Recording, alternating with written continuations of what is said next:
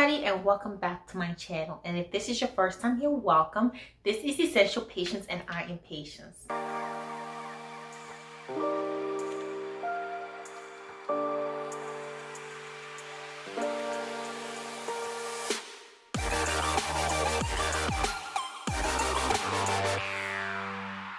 In today's video, we'll be discussing the topic of college degree in relationship to the future possible earnings. And of course, this is not definite, but we're going to be using averages. And to just answer the question, should you allow your college future earnings to determine what you study in college, or should you let your future career determine what you study in college? And hopefully it's a good discussion. I hope so. And as you're already here, be sure to give it a thumbs up and subscribe if you're not already, and let's get straight into the discussion. It will probably be no shock to you as I say college is at an all-time high for cost of attendance. In fact, the cost of college attendance has increased at a dramatic pace compared to wages. So let's go over some cost of college, and then we're going to go into careers. The average cost of community college is $3,570 per year. The average for a four-year public university is about $9,970 for in-state and over $27,000 for out-of-state. For a four-year private institution, you are looking to shell out about $38,185 per year. And in addition to this cost, you're not adding enrollment fee, endowment fees, other institutional fees, books, and a lot of cost that just comes along with college. As we've seen the cost of tuition and overall cost of attendance grow, we've also seen student loan grow.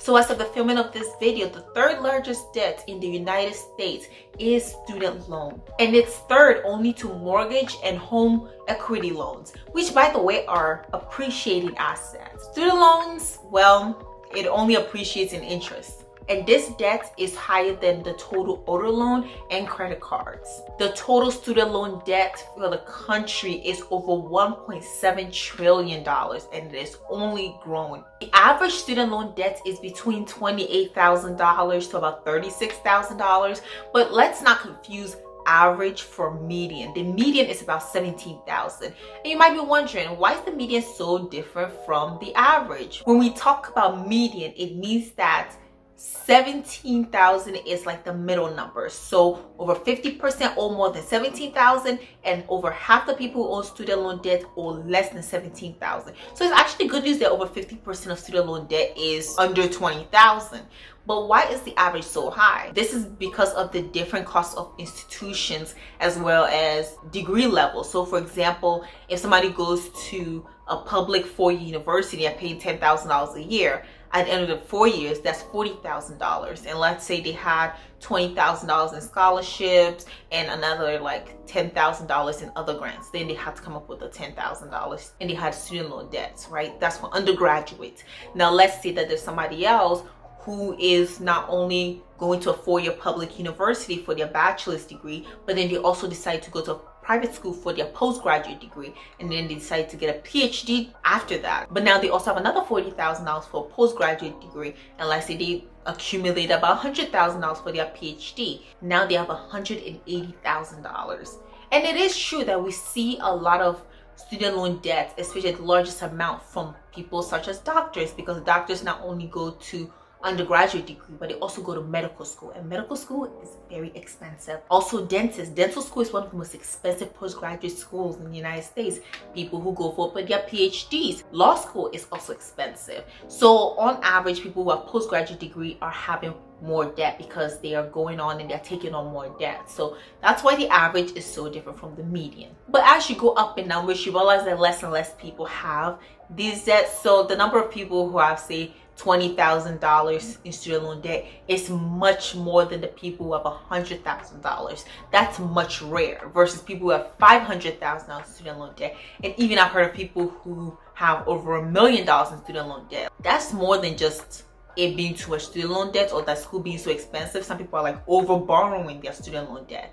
So that means that they're accumulating more debt that they didn't have to, but they're living off of their student loans. And when looking at the division between people who went to public schools and private school, we can see that out of the student loan debt, 55% of people went to public school and 57% went to private school. And you're probably thinking, well, that does not add up to 100%. Where is this math coming from? People having multiple degrees, so somebody may go to public school for their undergraduate degree and a private school for their graduate degree, or vice versa. It could be that I went to a public school, got into student loan debt for my bachelor's degree, and then I decided to go to a postgraduate program and I still got into debt, but it was at a private institution, and therefore I'm going to be part of both statistics. Now I'm going to deep dive into the majors and their student loan debt.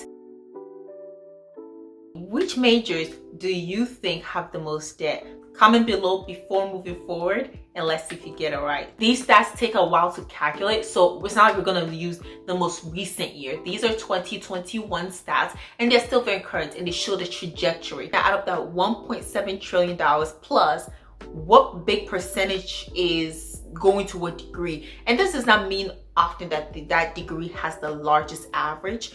It could just be a very popular degree that a ton of people go into, so it just makes that percentage larger. And I had to explain that because the top one is shocking, because 4.2% of that total goes towards a bachelor's degree in nursing. And it's just because we have a lot of people in nursing, and nursing is a very popular degree, so it makes sense as to why. It doesn't necessarily mean that the average nurse is coming out here with $500,000 in student loan debt. Number 2 is a bachelor's degree in business administration, another very popular degree, and then an associate's degree in liberal arts and science, bachelor's degree in psychology, and then an undergraduate certificate in cosmetology, which makes up 2.9%. I was actually quite shocked with this. I didn't know what to expect. For some reason, I thought medical was going to be the biggest chunk, but then you realize that there really isn't that many spots there, or it's not that many people to make up a huge percentage. Just so we can learn something about each major that if you're interested in, you may want to research. So let's talk about law school, which we talked about a little in the beginning. More than 95% of people take out student loans for law school because law school is very expensive and it's time consuming as well. It's very hard to work full-time and go to law school full-time. And upon graduating, students owe on average over $160,000 worth of student loan debt. For a medical degree, we talked about it being over $200,000 on average after graduating, but also 76% to 89% take out student loan debt. So we can notice that while not as many medical students take out student loan debt versus law students, when they do borrow, they borrow on average much higher. And also it could be because law school is 3 years and medical school is 4. Another degree I talked about being very expensive is dental school. One of the most expensive postgraduate degrees. Upon graduating, over 83% take out student loan debt and average $304,824. That's a lot of student loan debt. Another one that's a lot is veterinary medicine, which about 83%, same as the dental school, take out student loan debt, and upon graduating, on average, they owe $188,853. We're going to move on to business administration, which on average 51% take out student loan for their MBA. Really good, I mean, in terms of what we've seen, because I think a lot of jobs pay for MBAs. If they see you have potential, you're doing very well, they would help sponsor your MBA. And it's also a very popular degree to not just complete in one settings, but like to work full-time and say take the classes part-time. But upon graduating, the average owed is $66,300. It's a lot of money, but not as much as the other ones we've discussed. And a lot of people see a lot of value in MBAs. For architecture, I couldn't find the percentage of people who borrow, but on average, it's said to be about 40,000 when they graduate. Next, let's move on to nursing.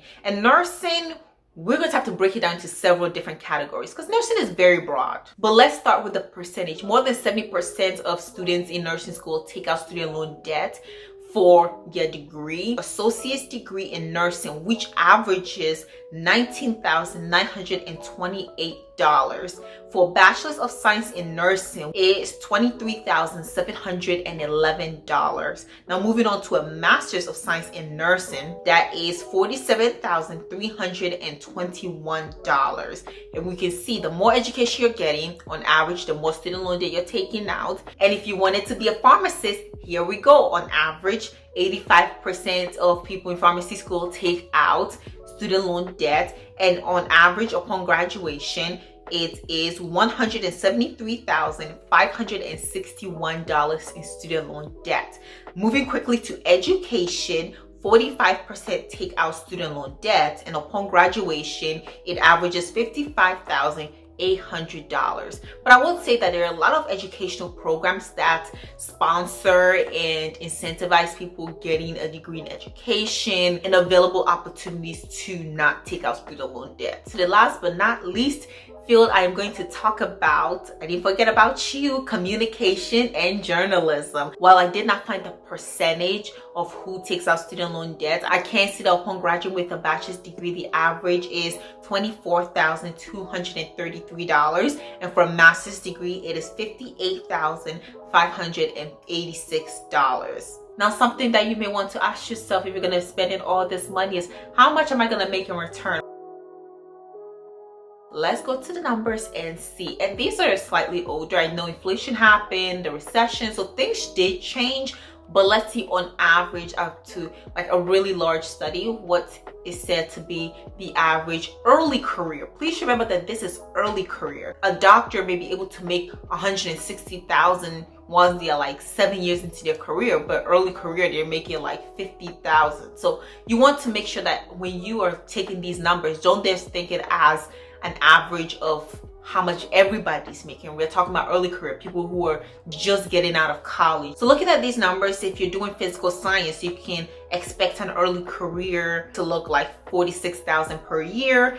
For computer engineering, $65,000, engineering $60,000, which is quite broad. Computer science about $62,000, electrical and electronics engineer $65,000, industrial engineering $64,000, mechanical $63,000, engineering technology $50,000, clinical medical lab technician about $42,600, aerospace engineer $64,000, civil engineer $60,000, mathematics $50,000. We're gonna jump down to this list of ranking and see fine arts about $33,500, vocations, religion about $32,000, visual and performing arts about $30,000, architecture $45,000, art history, criticism and conservation about $38,900, nutritional science $35,000, international relations and affairs $45,000, health science administration $36,000, social services $31,300, education $36,000, pharmacy $40,000, and law $40,000. And I know these numbers may seem pretty low to a lot of people, but then honestly you have to realize that this is for the nation. There are like some low cost areas, and sometimes certain jobs is based on the cost of living. So making $100,000 in New York City for a job is huge, right? Because New York City is very expensive. But then let's say if you move to Memphis, Tennessee,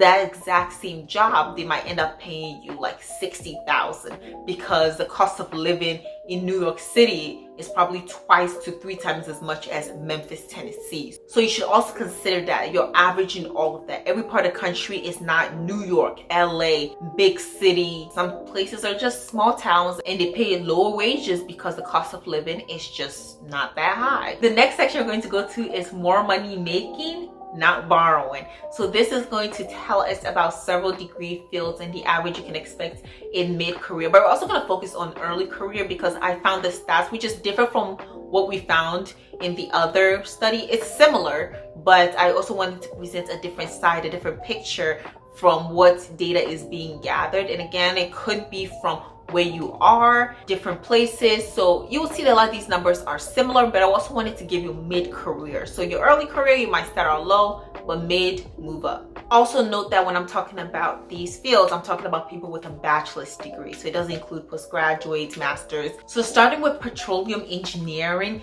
the early career pays on average $93,200, and the mid-career is about $187,300. That's a lot of money. Next, we're gonna move to operations, research, and industrial engineering. Early career pays starting at $84,800 and mid-career be $170,000. Next is electrical engineering and computer science. Early career pay is on average $108,500 and mid-career is $159,300.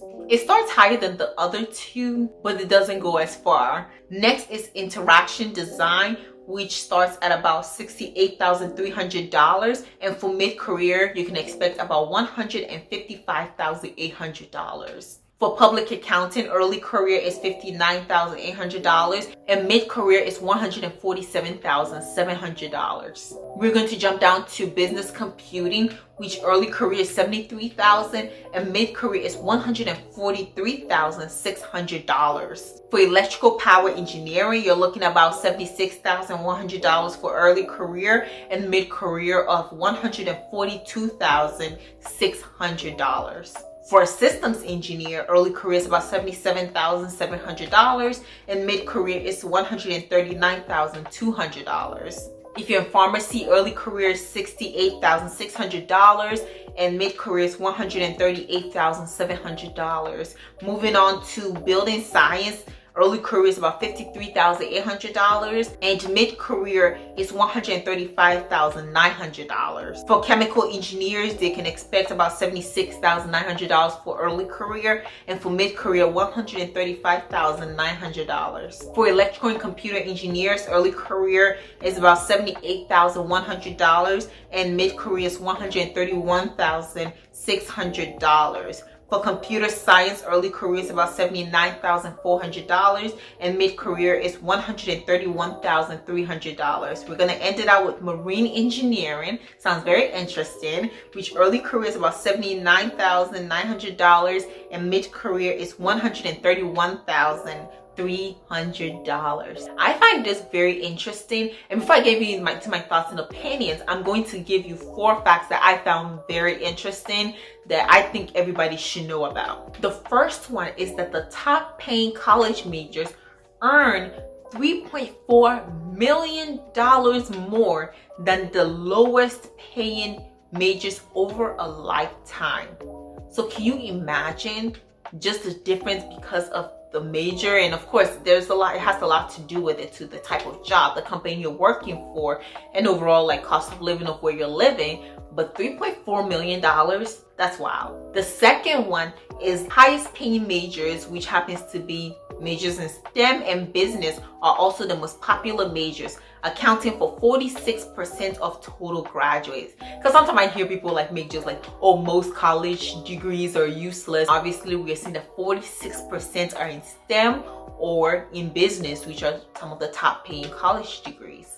Moving on to the third fact is that STEM, health, and business majors are the highest paying, leading to average annual wages of $37,000 or more at an entry level, and average over $65,000 or more annually over the course of the recipient's career. And this might not seem like the highest, like $65,000, that's not what I'm going for. But when you realize that that's about the amount of the median household income, then you are basically making how much a household would. So if there was one person making $65,000, they found somebody else making $65,000, and then they make a household, their household is doing twice as much as the average household. So don't underestimate that. Even if it's $40,000 early career, you're still doing over half of the median household. Of course, that's depending on where you're living, but overall in the United States.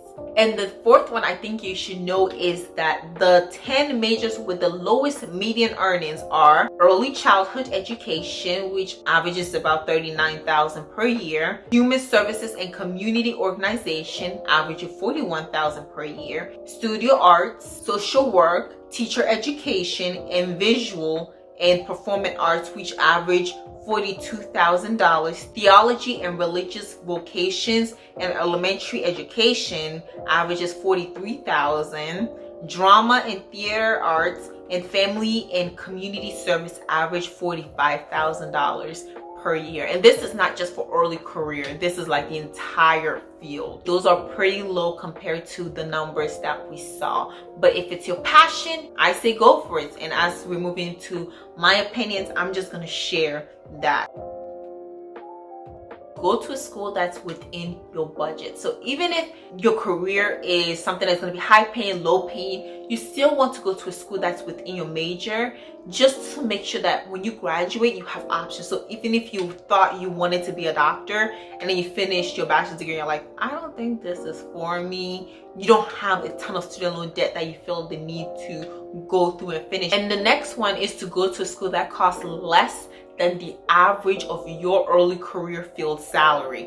So if your early career is about $60,000, make sure the school you're going to doesn't cost $70,000 per year. Try to keep it below. And while there's nothing wrong with going to a school if it's being paid for, like if you have a scholarship, of course go for it. But if you're shedding that money and that's how much student loan debt you are taking out, I would say find another cheaper school. The next one is that if you need a postgraduate degree for your field, make sure to attend an affordable school for your bachelor's degree. Because a lot of time, once you graduate with your postgraduate degree, most people don't even care about your first school. Focus is on your postgraduate degree. So if you need to go to an in-state school, your focus should be more of making sure that their program will get you into your postgraduate program rather than trying to go into a fancy school, going and racking up $200,000-$300,000 for an undergraduate degree, only to then go to a postgraduate degree and rack up another $200,000-$300,000. And really, at the end of the day, do you ask your doctor what school they attended?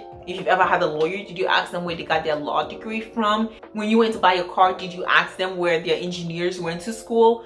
No, a lot of times, as long as people are doing a good job from a accredited school, who cares where they went to school? And my last and final opinion is that at the end of the day, you're gonna do what makes you happy. So don't go into a field because it makes a ton of money, but you're not happy. And that's why it's really important that you put yourself in a position where you can pursue your dreams and what you want, so you don't have to go into a field that you don't like because you have a ton of student loan debt. Pick the major that you want, do research on it, be realistic. Okay, if I become a teacher, I'm not gonna probably make 6 figures teaching middle school, but I can survive on say $50,000.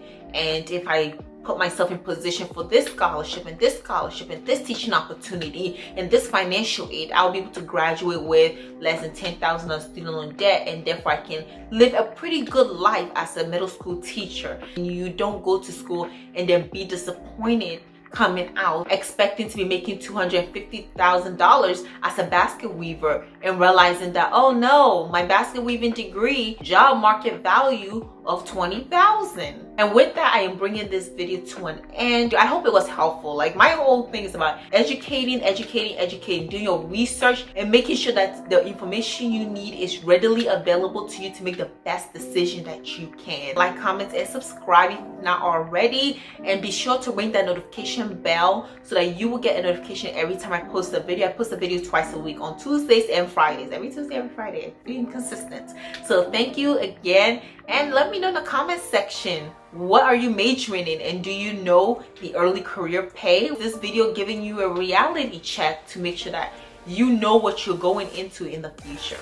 So again, thank you for watching, and I'll see you in the next one. Bye.